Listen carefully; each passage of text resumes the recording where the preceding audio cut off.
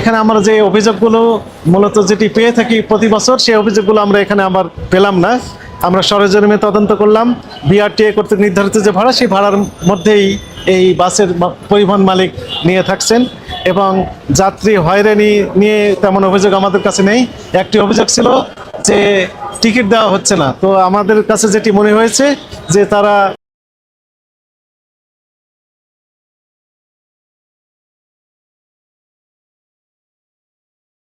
দুজন অভিযোগ আছে স্যার। কি বিষয়? এসআই কাউন্টার ওনারা একটার পর থেকে বাস ছাড়তেছে না।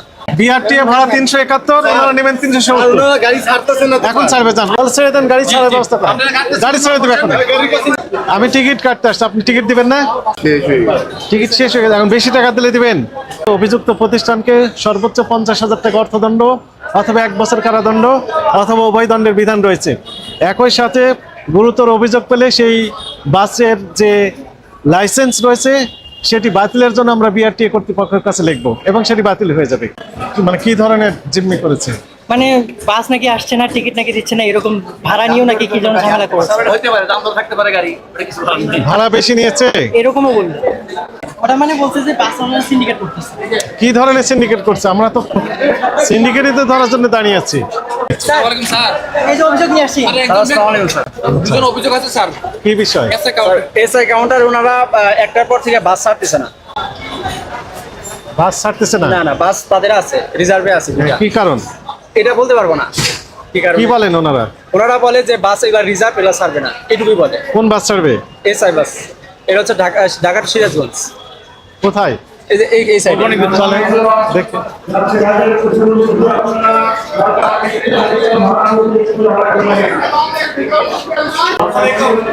ভালো আছেন? টাকা কি বেশি নিচ্ছেন? বেশি নেননি তো? ঠিক আছে।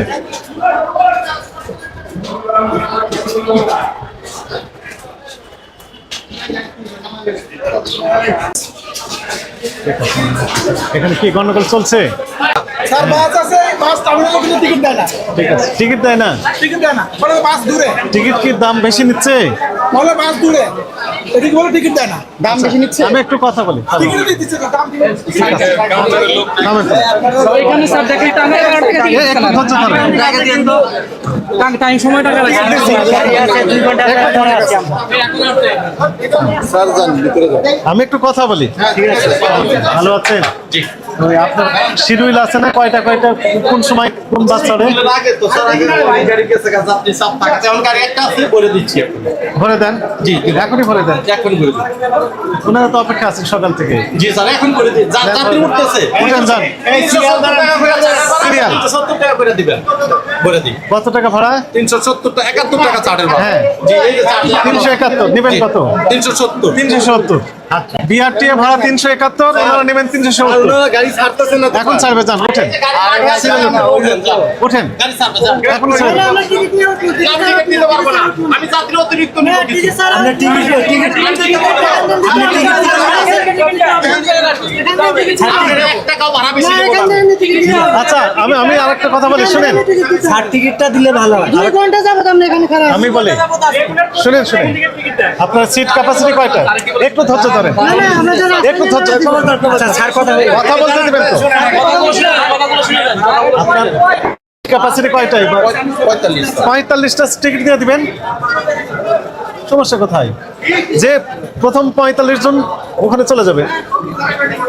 এখানে 45 জন মানে প্যাসেঞ্জার নেই, আছে 45 গাড়ির কাছেও 2-4 জন গেছে। 2-4 জন গেছে। আচ্ছা, গাড়িতে যে লোকগুলো যে সিটে বসা আছে ওই সিটগুলো মার্কিং করে নিয়ে আসবেন। অথবা এনারা ওঠেন, গাড়িতে ওঠেন, 45টা সিট, ওখানে টিকিট দিয়ে দেন। বসবেন ওই সিটে। তবে আপনাদের বলি 770 টাকা। 370। জি স্যার। 371 টাকা বিআরটি এর ভাড়া। যদি 71 নেয় আপনাকে দিতে হবে। যদি 71-এর বেশি দাবি করে আপনি দিয়ে দিবেন, গন্ডগোল করতে যাবে না। আপনি প্রমাণ খালি নিয়ে রাখবেন, নিয়ে আমাদের কাছে লিখিত অভিযোগ দিবেন। ঈদের পরে আমরা প্রতিকার দিব। ঠিক আছে? www.dncrp.com অথবা 1611 এটা হটলাইন নাম্বার, 24 ঘন্টা খোলা থাকে। আপনি এখানে ফোনে কথা বললেই আপনাকে সহযোগিতা করবে অভিযোগ দায়েরের ব্যাপারে, ঠিক আছে? আপনার অনুষ্ঠান সবসময় আমরা দেখি। হ্যাঁ, সমস্যা নেই, তাহলে ছেড়ে দেন, গাড়ি ছাড়ার ব্যবস্থা করেন। গাড়ি ছেড়ে দেবে এখন, সিটে বসেন, যান। গাড়ির সামনে আছে। কত নাম্বার গাড়ি? কত নাম্বার? 61 নম্বর গাড়ি।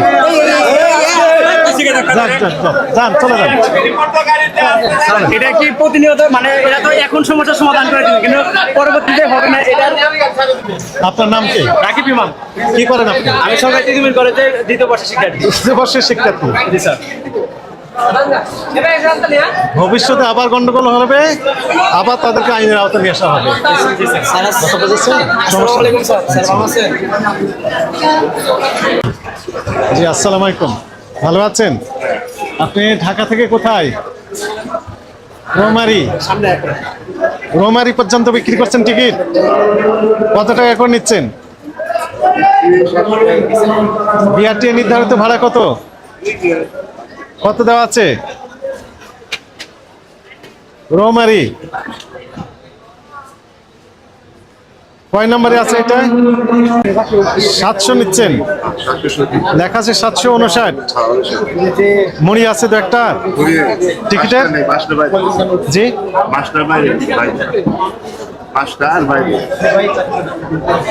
মাস্টার বাইরে। আপনি?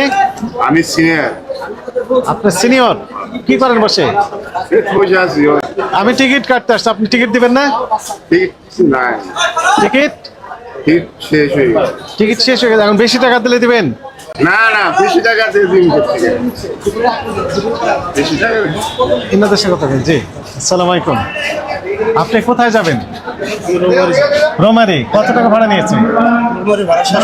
700। বেশি নেয়নি?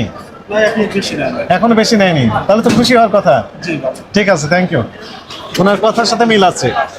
700 নিয়ে মহোদয়ের নির্দেশনায় দেশব্যাপী একযোগে এই বিভিন্ন বাস কাউন্টার যেখানে অতিরিক্ত ভাড়া নেওয়া হয় বলে যে অভিযোগ আসে সেটি তদারকি করার জন্য অভিযান পরিচালনা করা হচ্ছে। এরই অংশ হিসেবে ঢাকা মহানগরীতে যে গুরুত্বপূর্ণ 3টি বাস স্ট্যান্ড রয়েছে, তার মধ্যে রয়েছে গাবতলী কল্যাণপুর বাস স্ট্যান্ড, এই Mohakhali bus stand, Saidabad bus stand, এইগুলোতে পরিদর্শন করা হচ্ছে। তো এখানে আমরা যে অভিযোগগুলো মূলত যেটি পেয়ে থাকি প্রতি বছর, সেই অভিযোগগুলো আমরা এখানে আবার পেলাম না। আমরা সরেজমিনে তদন্ত করলাম, বিআরটিএ কর্তৃক নির্ধারিত যে ভাড়া, সেই ভাড়ার মধ্যেই এই বাসের পরিবহন মালিক নিয়ে থাকছেন এবং যাত্রী হয়রানি নিয়ে তেমন অভিযোগ আমাদের কাছে নেই। একটি অভিযোগ ছিল যে টিকিট দেওয়া হচ্ছে না, তো আমাদের কাছে যেটি মনে হয়েছে যে তারা হয়তো বাস একটু দূরে আছে, এই কারণে টিকিটটা একটু পরে দিতে চেয়েছিল, কিন্তু আমাদের রিকোয়েস্টে তারা এখনই বাস যেটি রয়েছে সেটি প্যাসেঞ্জার উঠিয়ে ছেড়ে দেওয়ার উদ্যোগ নিয়েছেন, সেটি আমরা আপনারা দেখলেন।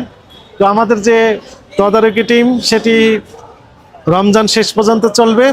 একই সাথে ভোক্তাদের প্রতি আমাদের উদাত্ত আহ্বান থাকবে, যদি কোনো পরিবহন মালিক বা কোনো টিকিট কাউন্টার থেকে বিআরটিএ কর্তৃক নির্ধারিত ভাড়ার চেয়ে অতিরিক্ত ভাড়া দাবি করা হয়, আপনারা ওখানে গণ্ডগোল না করে এটি দিয়ে দিবেন, কিন্তু প্রমাণক সাথে রাখবেন।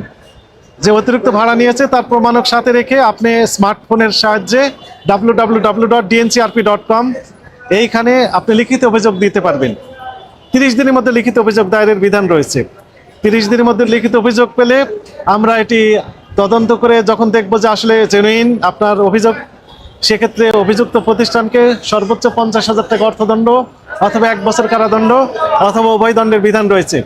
একই সাথে গুরুতর অভিযোগ পেলে সেই বাসের যে লাইসেন্স রয়েছে সেটি বাতিলের জন্য আমরা বিআরটিএ কর্তৃপক্ষের কাছে লিখব এবং সেটি বাতিল হয়ে যাবে।